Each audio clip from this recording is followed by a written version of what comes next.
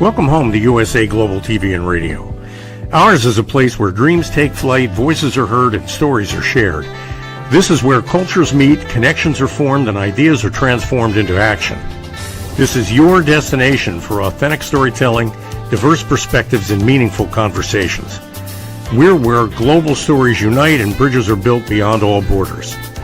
Discover our world of education, entertainment, hope, and inspiration. Together, we're building bridges worldwide. Subscribe to our USA Global TV channel and download our USA Global TV app. Be our guest or join our team. Visit usaglobaltv.com.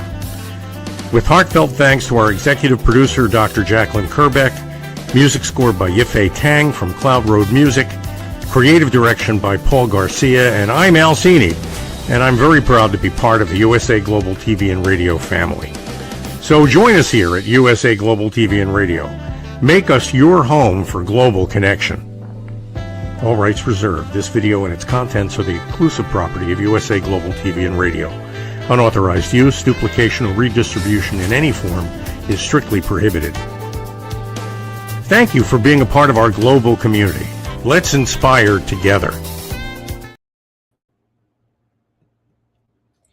Can a powerful, moving story be the foundation for a successful business, or is it the other way around? Today, we're going to explore storytelling to becoming a CEO, everything that we need to know about writing and publishing and artificial intelligence. Welcome to Ahead for Business.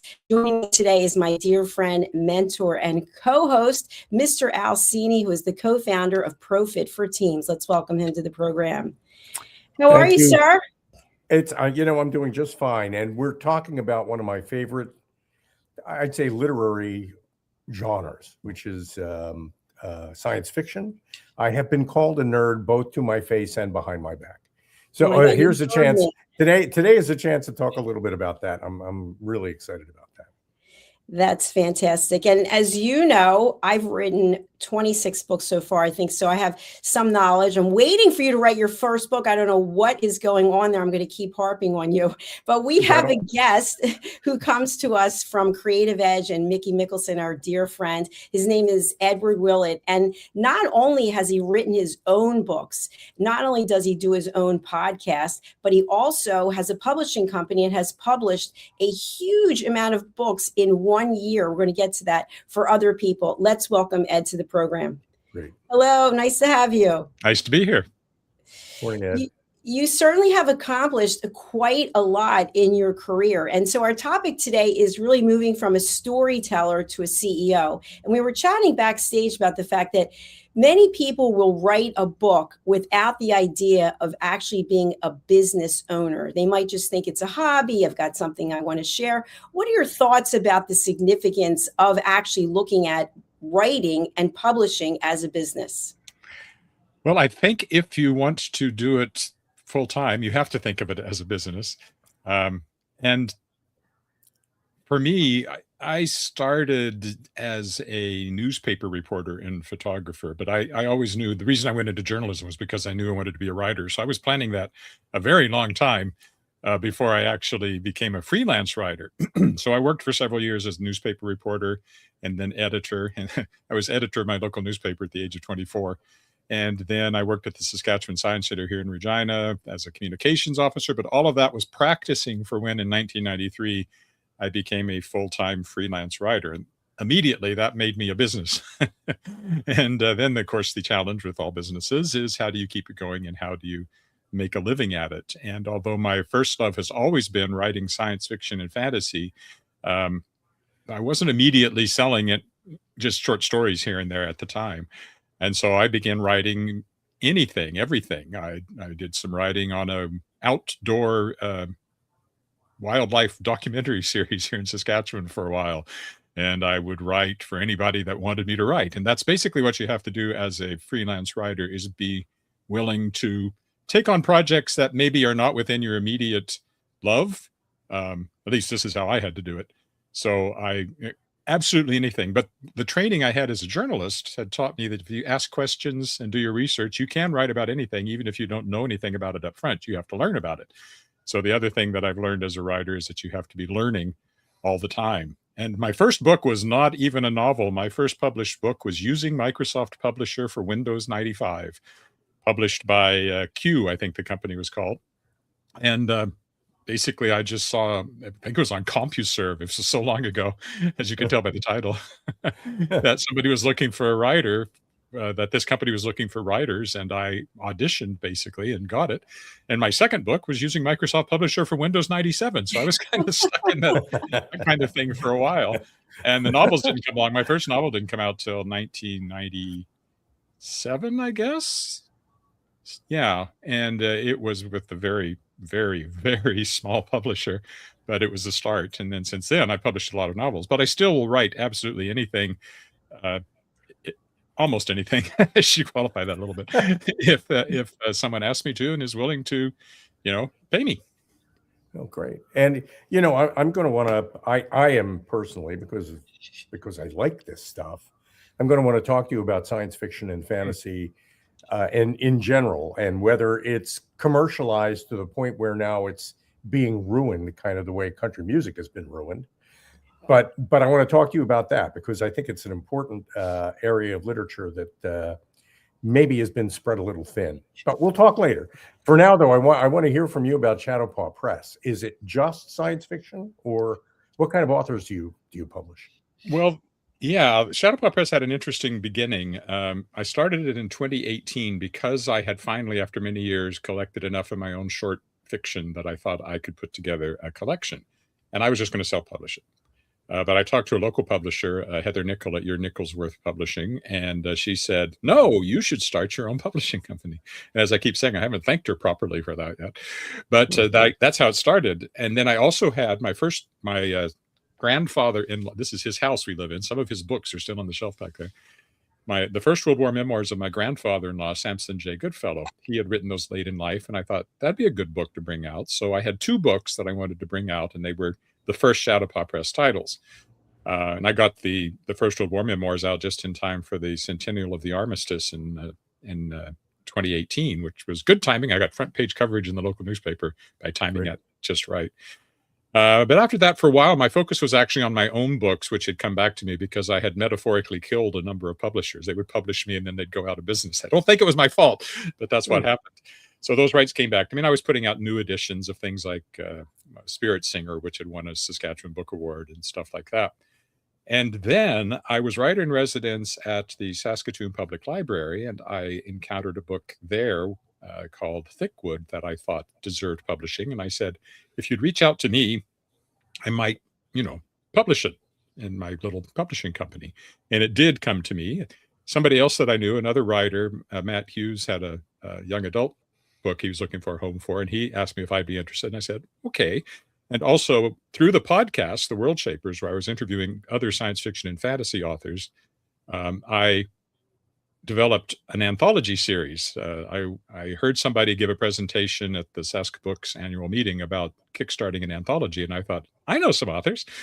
And so I invited my first-year guests to contribute stories to an anthology. That was the first Shapers of Worlds anthology. And it had people in it like John Scalzi and David Brin and Joe Haldeman and Tanya Huff, very, very well-known people that I'd interviewed in the podcast were willing to contribute either a reprint or a new story. So all of a sudden, I was publishing other authors.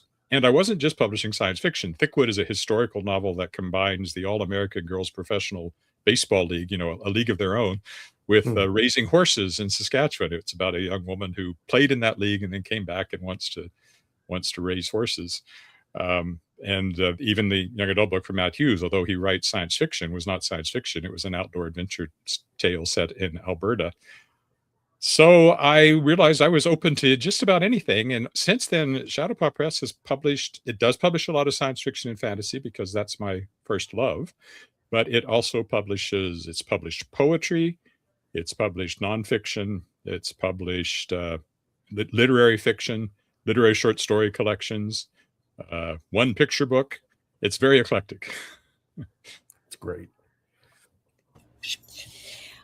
A question I have for you that relates to what you shared in the beginning, that you are an entrepreneur and a business owner for decades at this point. And there are people out there right now going to work every day, dreaming of what it would be like to run their own schedule. Ed, would you go back if you had the opportunity today to give it all up and say, you know what, business is, it's too much to run your own business. It's too much sacrifice and too much responsibility. Would you go back and work for someone else? Well, I have worked for other people, in contract positions over the years. I worked for the city of Regina because somebody was on adoption leave and they needed a communications officer. That was shortly after I became a freelancer. But being a freelancer, it's always, even if you're in a contract position, you're still in charge because the contract can end, or you could say, okay, I'm done and go back. It's still not quite the same as a full-time job. And as I said, I haven't had one since 1993. And the contract position at the city was full-time, but that was only for 6 months or something like that. But I don't think I could go back now. The freedom, yeah, there's a lot of pressure, and you've got to have work, and you've got to keep looking for work, and you've got to try to sell the work that you produced in the case of an author or a publisher. But I love it, and I don't think, well, at this point, I'm at retirement age. Nobody would hire me anyways. I'm not going back.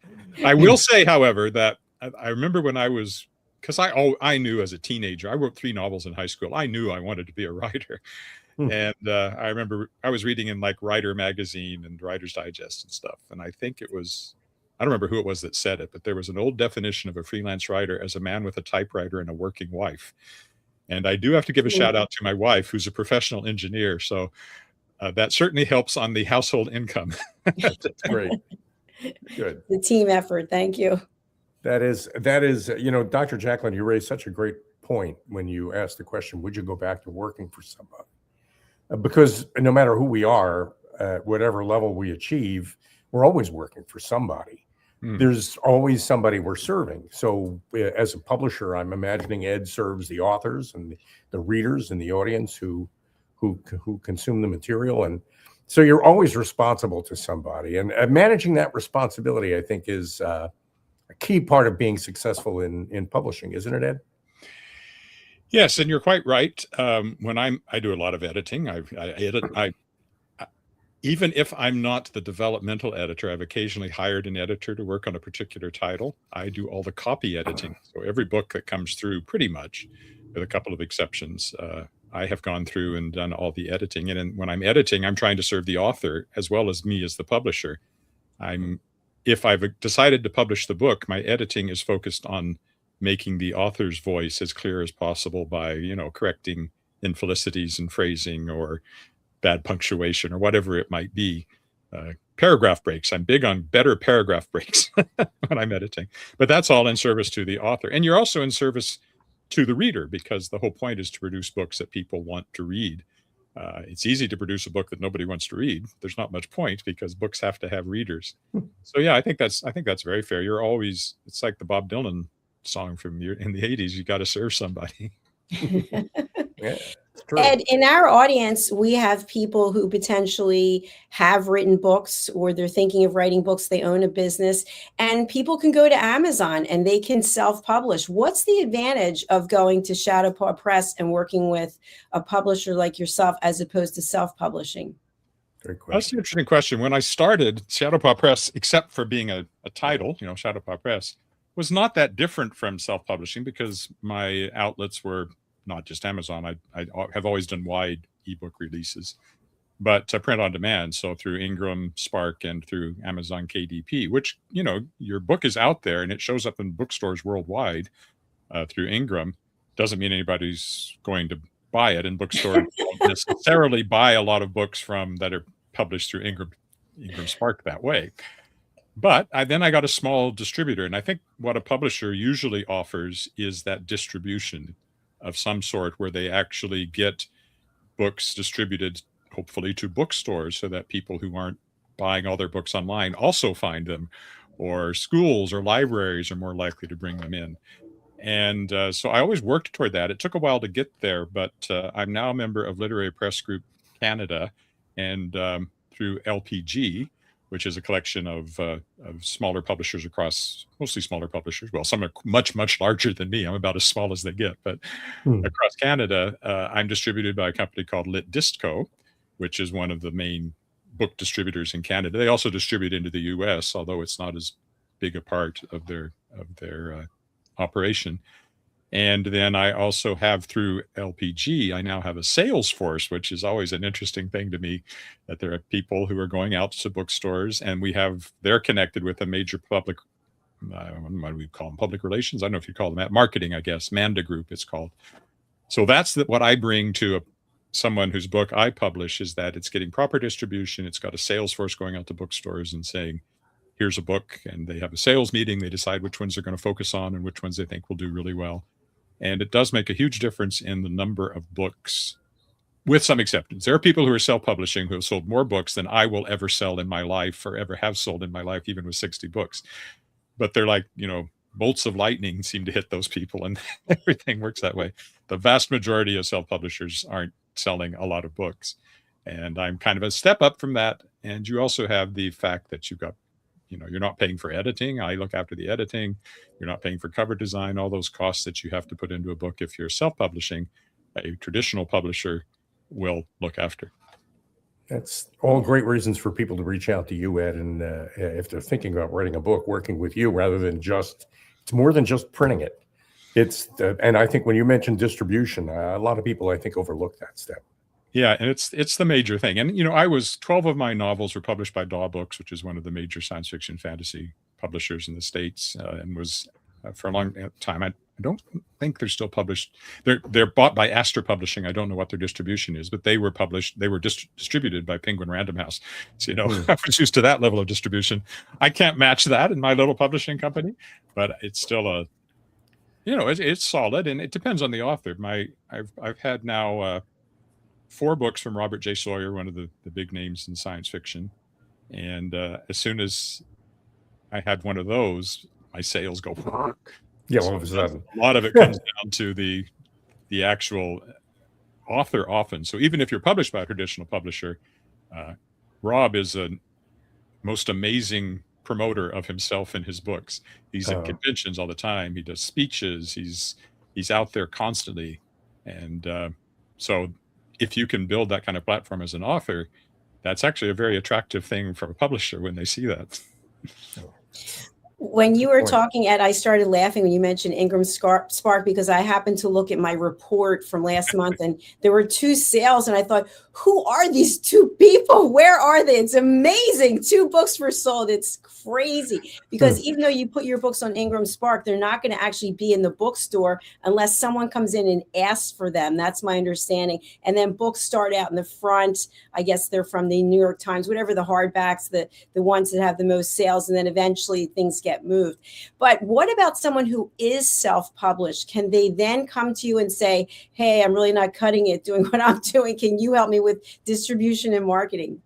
I would never suggest I can help anybody with marketing, because I always say that the one thing I remember from I remember many things from my journalism classes at university, but I had to take a public relations course, and the only thing 2 things I remember from it. One was don't lie to the press, which I think is largely ignored.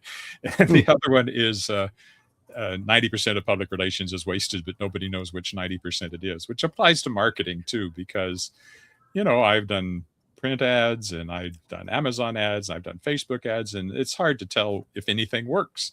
So I'm not going to give anybody advice on marketing. There's lots of people out there who can give better advice than I can. However, on the distribution side, I don't do it through Shadowpaw Press. I do have a sister company called Endless Sky Books, and that's more of a publishing services company. So I'm still very picky about what I take on there, but that's more of the hybrid model, where the author will put in money to cover, in this case, I would say it would cover the print costs and whatever editing costs there are, in exchange for getting 75% of the proceeds when it goes. And I can still offer distribution through Shadowpaw Press. For distribution purposes, Endless Sky Books is an imprint of Shadowpaw Press. I've done a few that way. I tend to put my own books out that way, and then I don't even necessarily put them into distribution. I'm still doing print on demand and ebook versions of books that either have never been published, and I thought I'd still like to put them out there or have were published and the rights came back to me. But I do offer that as well. And through Endless Sky Books, I also offer freelance editing and all those sorts of things when I have time. The trouble is that I very seldom now have time to take on too many projects. I want to talk a little bit about science fiction because it happens to be a kind of a favorite of mine, and I grew up with it. I'm a senior guy, and I remember some of the. Yeah, there we go. And I remember some of the greats, and I'm sure a lot of those greats kind of inspired you as a young author back in the day to jump in with your own contributions in that area. But I wanted to ask you, in particular, it starts out with very little appetite among the readers and a few authors, and then the appetite grows, the demand grows. Those authors become more prolific. Other authors join the field. Over time, the whole, let's say, world universe of science fiction grows and evolves to a point where there's a lot of appetite for it these days, but I don't know that there's a whole lot of nourishment in the field. Well, it's like, well, again, there's a version of what I said about public relations that, of course, is a famous science fiction saying, which is called Sturgeon's Law, which is that, of course, 90% of science fiction is crap. 90% of everything is crap. It's Sturgeon's Law. So that hasn't really changed. There are nuggets. The thing that happens now, of course, is that there is so much out there, thanks to self-publishing, that, you can look at books that apparently have sold lots of copies on Amazon. You've never heard of the author, and you have no idea if they're, something you want to read or not. So I don't know if it's so much that there isn't any nourishing science fiction out there as that it's been diluted by the flood of material that's out there. And of course, once upon a time, you could literally read every science fiction book published. And you can't do that anymore. So you go back to those days of, Robert A. Heinlein and Isaac Asimov and Arthur C. Clarke, the big three who are certainly Andre Norton, Robert Silverberg. Those are the people that I most remember and were influenced by as a young reader. And you could read everything that was in the field pretty much if you put your mind to it. And then Star Wars came along. That had a lot to do with it, I think. And the field exploded. And but I don't think it's that there's not great stuff out there. I think it's just harder to find. Oh, that's great. That's good to know. Thank you, Ed. When it comes to artificial intelligence on Amazon KDP, you have to provide whether or not you've used AI. The same thing on Ingram Spark. And I recently was doing a keynote, and someone asked the question that this person just wrote an entire book using AI, and was that okay? So not there to give any judgment, but you have to declare that you're using AI. What happens if a person doesn't declare? Do we have any idea what are the ramifications? Well, actually, and Mickey Mickelson, from Creative Edge, my publicist who hooked us up here, recently posted something that he'd heard from an author who failed to do that declaration on Amazon, and their Amazon KDP account was shut down completely. Like, their books are gone. They don't even get any royalties that are still owing to them from the sale of these books. And in that case, it wasn't even, if I remember the details, it wasn't even a book that was entirely written by AI. It was just that they had used it in some fashion and they had failed to declare, and Amazon had discovered that. So there are some guardrails there. Amazon will let you sell an AI written book, but you have to tell them that it's AI written. And the big problem there is passing off something that's AI written as something that was written by a human. And it's getting increasingly difficult to tell. I'm doing some freelance work that has involved a lot of looking at AI output. And, they're getting pretty darn good. The more you look at it, the more you kind of get a sense of when you're reading something that's AI written, but there's no guarantee. And I even put one of my own short stories into one of the models. It wasn't an AI detection system. It was just one of the chat models. And I said, would you say this is AI written? It absolutely wasn't. I wrote every word. It was in Shapers of Worlds Volume 5. And the response actually came back, oh, yes, this is AI written. And the reason was it was too well written to have been written by a human. Okay, I don't quite know what to do with that information. I'm not going to write worse so that AI systems think it's written by a human. But Yeah, and it is a problem. I'm currently working on an anthology called On Spec 2026 New Canadian Literature, the Fantastic. I took over the On Spec brand from a long-running magazine that ceased publication in December. They asked me if I'd take it on and kickstarted this anthology. And all I can do is put into the when you send it to me, you have to declare that you did not use AI to write this story. That's all you can do. You can guess. And there have been cases where people have been dinged for AI writing and they absolutely swear it wasn't. And so you can end up with people suffering serious consequences when in fact they're telling the truth, but people don't believe them about using AI. And it's changing so fast and the models are getting so strong and so powerful and so much better that I think, and there does not seem to be any software solution to telling if something is written by AI, because all it's doing is creating a string of words. There's nothing telltale in there in the way of coding or anything. It's out there, and I will not knowingly publish an AI written book. I don't care if they used it for brainstorming or however the many other useful ways you can use AI, and yet at some point it's going to be, I won't actually know. You just have to trust that the author is telling the truth when they say it wasn't. So, I want to follow up on that because I know that you've written a whole bunch of books and all of them came out of your head and none of them were written by artificial intelligence. Maybe you can tell us a little bit about your library, your authorship library, the books you've written and what you tend to write about and what matters to you as an author. Oh, well, discounting the stuff I wrote for hire, like I wrote a series of biographies of people like Janis Joplin and Jimi Hendrix and stuff like that. Did a lot of educational books. But when I write fiction, it's always science fiction and fantasy pretty much. I started writing young adult. My first 3 or 4 books were all young adult. And then I got picked up by DAW. So for several years, I was writing adult science fiction and fantasy. I've always kind of gone back and forth. Also not just under my own name, under E.C. Blake for DAW, I wrote a trilogy called The Masks of Agrima, which was fantasy. And then I got back to my own name with a science fiction novel, The City Born. So it kind of went back and forth. And I wrote one under the pseudonym Lee Arthur Chang called Magebane. So I've had 3 pseudonyms. And I don't know. I think, oddly enough, I asked AI to look at my books and see what themes it recognized.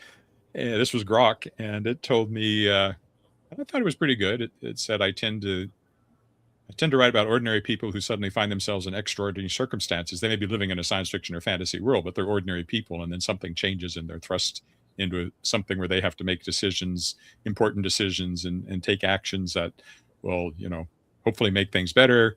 I can say that generally because in books, nothing works out the first few times. They make things worse, and then they make things better if they're lucky. So there's that kind of an idea quite a bit in my work. And I think that's kind of the main thing. That's kind of my definition of heroism. It goes back to reading about Frodo, the ordinary hobbit that finds himself thrust into extraordinary circumstances. And in the end, even though he doesn't, in a sense, he fails, but it's heroism up to that point that leads to the success. And I think that's always been my definition of heroism, is the ordinary person thrust into extraordinary circumstances and doing something extraordinary as a result. And I think that probably is the one sentence description of my typical output. When we were just reviewing your website, one of the things that really drew me in were your book covers. How do you get them selected? Do you create them yourself, or you work with another team of people? It varies. I mean, every book has a different artist, and I have used AI in book covers, usually just for my print-on-demand stuff. I hire artists occasionally. I have a connection to a few that I've used now that I will use again and again. It just varies on the book. Of course, my own covers from other publishers, I had no say in who they use for the cover. In the case of DAW, I was fortunate in that I was usually given an opportunity to review the cover before it was finalized. That is not necessarily the case. Most publishing contracts say that it's the publisher's responsibility to do all of that, and you may or may not get a chance to say, I really hate it. And there's entire panels at science fiction conventions with authors talking about bad book covers. So, But I think generally I've been very pleased with the ones I've either created. Sometimes I've used, you know,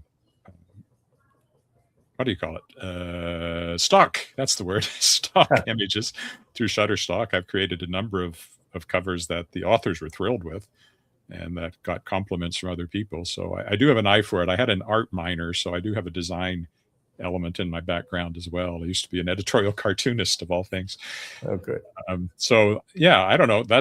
I think I have an eye for it. And so whether I create it or somebody else creates it, I can usually say, yeah, that'll work, or I don't think that'll work. There are covers I would like to have back and redo and might at some point, but you know, you can't win them all. What do you hear from your readers? I mean, what are some reviews you've gotten that you're particularly proud of? Lots of my books have had great reviews, and the books I publish as well. Reviews are always nice. You can't live or die by them. Lots of authors won't read reviews because, you know, you can get like one of my books on Goodreads. There are people on Goodreads who kind of go around looking for books to slam, and then they have a following. People love to read their 1-star reviews of some poor bloke's book. I got one of those on actually my best-selling book, so I probably didn't have any impact on the sales, but it was a 1-star review. It was the first thing that showed up on Goodreads, and it stuck there because this person had a following. So when you go to Goodreads, you see this awful 1-star review is the first thing you see. But that's the negative side. On the positive side, it's always nice when something that a book that I never found a home for, which I just put out myself through the Endless Sky Books imprint, the Haunted Horn. I think we scrolled by the cover when you were looking at the website there. I just had this glowing review from an award-winning YA author who writes reviews here in Saskatchewan, and how wonderful it was. And I thought, yeah, take that, all you publishers that didn't do it when I was it. So that does really give you a nice sense that maybe you know what you're doing. And this is a bit selfish as well, but you know, I edit my own stuff and it still gets award nominations, and which I think is for me as an editor, that makes me feel that if I can edit my own stuff and do a good job, I can edit your stuff even better because I'm that one step further removed. So that's very gratifying as well when I get a positive review on something that I both wrote and edited. But also just from the Shadowpaw Press side, it's always great if a book is nominated for awards. I had a young adult science fiction novel I published called The Headmasters by Mark Morton, won a major award from the Canadian Children's Book Center this year. I think it was $5,000 for the author. So that's always gratifying as well because I edited that and I chose to publish that. And that gives you that little bit of maybe I do know what I'm doing. It sounds like it. One thing I just want to touch on is, especially for people who are business owners, I know there's a whole psychology of why we can write books, why we do write books. Maybe it's because we want to get rich, maybe because we want the credibility. But I know for myself, I use my books as a business card. And instead of giving the business card, I sign the book and I give it to the person. And I really believe, I haven't done any research on it, but I can, that when you give someone a book and they see your name on it, you've signed it to them, they're going to remember you, as opposed to giving them a business card, which may or may not end up in the circular bin. So I will give my books away for free without asking for anything. People might say, well, can I value you? No, that's okay. I want you to have it. So that's the philosophy that I use, the psychology behind why I write books. And also if I'm invited to do a keynote, I might write a book for that. So what are your thoughts about what I'm sharing for business owners who could use a book that they've written as a way to be remembered? That sounds like a great idea. Again, it comes back to why you wrote the book, I guess. For most authors, they're not going to give away the books because that's how they make money, is by selling the books. But as a business person who has written a book, or, I've written books for like the Saskatchewan Mining Association, or I wrote the history of the Association of Professional Engineers and Geoscientists of Saskatchewan, which I just love saying. My wife is past president, so, and I wrote the history book of the Saskatchewan Land Surveyors Association, and those aren't businesses, but they're associations. And those books certainly got handed out freely as a way to communicate, here's what our organization is about. And I think the same thing applies to a business owner. If my business was a little different, and I have given away books just to promote myself. If I had some books that, were an old edition that I'm not selling anymore, but they're still they're a great giveaway that I've done at book tables and things like that. And I think you're absolutely right. It's certainly memorable when you get a book directly from the author and it's been signed. And if they give it to you as well, you're going to remember that person. And maybe you'll read the book, but whether you read the book or not, you're going to remember that person. You're going to look at the bio. You're going to remember where you heard that person speak and what they were speaking about. So it's a great way to cement that in somebody's head.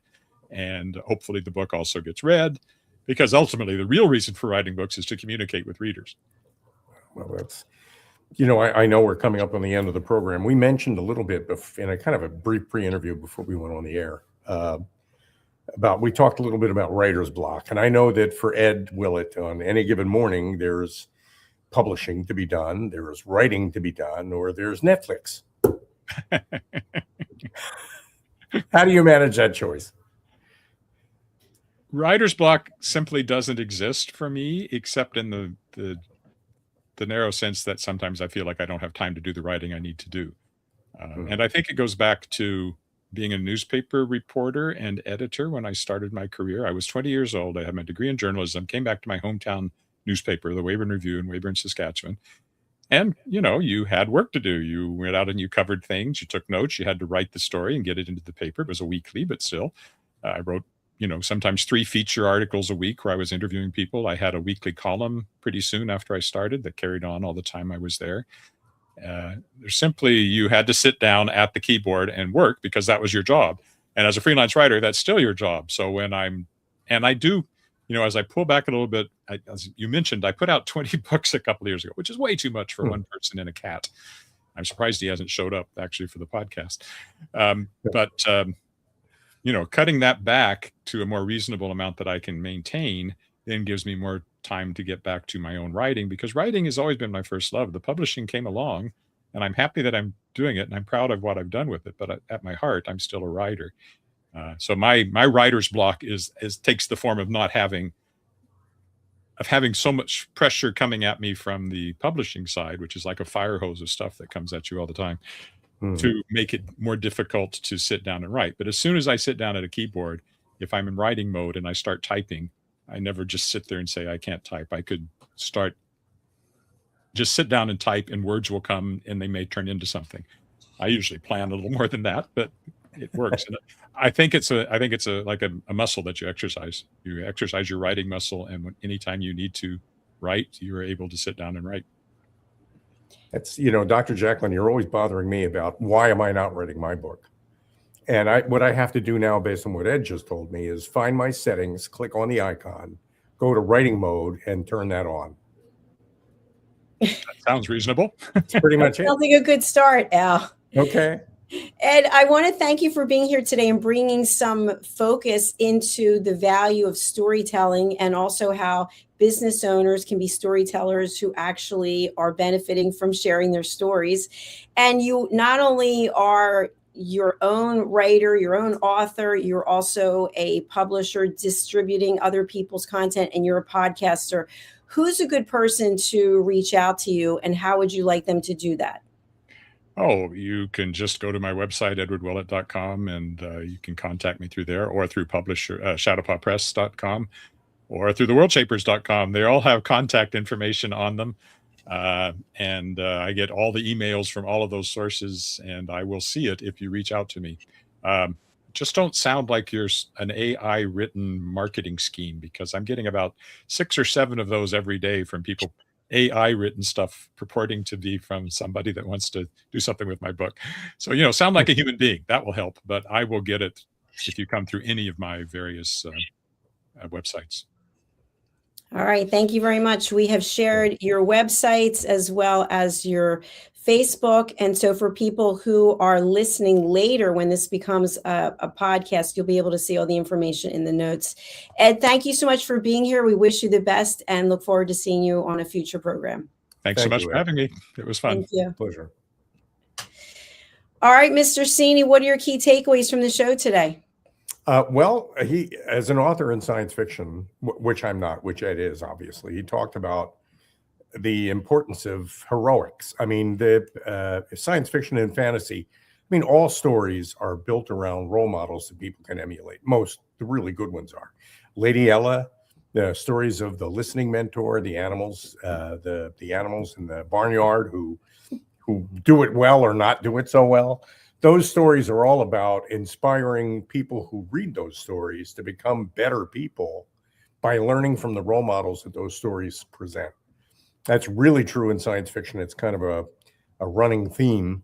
And, what I pull from that is that the real appetite in the world out there among readers is looking for that role model that can inspire them to be more than themselves. I think that's the real contribution authors offer into the world of publishing, you and Ed included. So I got a lot from that. And I also got the sense that you don't have to be huge to be successful. You can be successful at any scale where success is defined as making a dent in the universe, however large that dent might be. And I think Ed offered a lot there, and I think he was a great guy to talk to. It was a great interview. Thank you. Thank you, Al. And you just mentioned role models, and you are an expert when it comes to that and helping people with teams and rowing in the same direction. Can you tell us a little bit about what you do with ProFit for Teams? Sure. Thank you for that. That's, in talking with Ed, I also mentally started to build an answer to the question that I figured you were probably going to ask before the end of the program. What we've learned in our experience and based on our research is that really successful teams are built around role models. When you get a group of people that are really successful, that are working very effectively on something, and you ask them to visualize the role model that their team becomes when it's doing its best work on its best day, you get very similar descriptions from everybody as a member on the team. You get essentially the shape of an answer, who are we, which is more important ultimately in building a team or an organization than just the two obvious questions, who am I and who are you? So answering that question, who are we, by representing a team as a role model is what we try to do with ProFit for Teams. Based on learning theory, everything that we are as human beings is learned by observing other people. And that's role models 101. And our job with ProFit for Teams is to try to, I don't want to say weaponize that, but for certain kinds of teams, yeah, that's a great word for it, to try to put that to work so that teams become more effective and more proud of the work they do. And they do their work with more joy and more happiness and more satisfaction and more self-fulfillment. And I also do want to say, talking to Ed, I learned that your team isn't just you and your cat and your significant other working together. It's the authors that you work with if you're a publisher, the readers that you work with if you're an author. Everybody in your ecosphere is a member of your team, whether they're directly doing the work or directly benefiting by it. So that larger view of what a team is, I think, is an important part of our value proposition. So thank you for the opportunity to talk about that, Doc.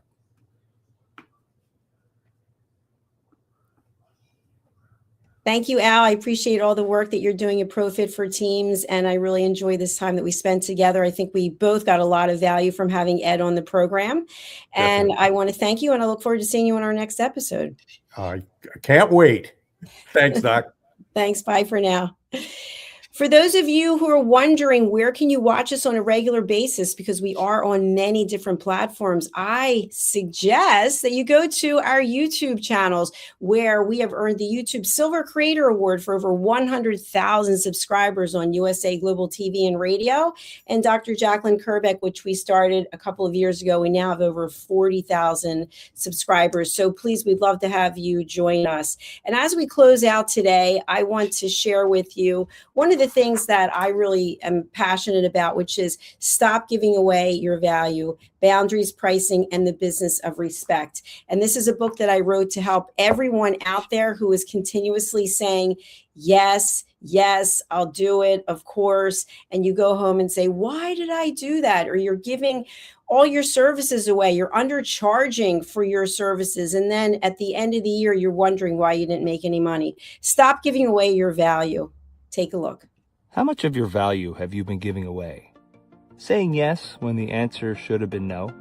Lowering your price to secure the opportunity? Giving more while receiving less? Over time, it adds up. Until one moment brings clarity, you've been giving away your value. This is not about working harder. This is not about doing more. It's about boundaries, It's about pricing. It's about respect. From Dr. Jacalyn Kerbeck comes a direct and necessary message. Stop over-delivering. Stop underpricing your expertise. Stop negotiating against yourself. Because when you recognize your value, everything changes. Stop giving away your value. Boundaries, pricing, and the business of respect. Available now wherever fine books are sold and on Amazon. A film by USA Global TV and Radio. Executive producer Dr. Jacalyn Kerbeck. Videographer and cinematic production Paul Garcia. Voiceover by Ed Wargas. Stop giving it away. Start owning it. What if many of the problems we associate with aging are not random? What if there are identifiable causes behind declining energy, chronic disease, and memory problems? We have been told that aging is simply something we must accept, that slowing down is normal, that growing older means growing weaker. But what if that's only part of the story? Why do some people remain active and engaged well into their later years? Why do others struggle with disease, fatigue, and declining health? What is happening beneath the surface? What processes drive aging? In Aging Sucks, researcher, educator, and author Red O'Loughlin explores what researchers have discovered about why we grow older. No medical degree required, no confusing jargon, just clear explanations of what researchers have discovered about the processes that influence aging. You cannot stop aging, but understanding its causes may help you make better decisions about your health, your future, and your quality of life. Because understanding comes before action.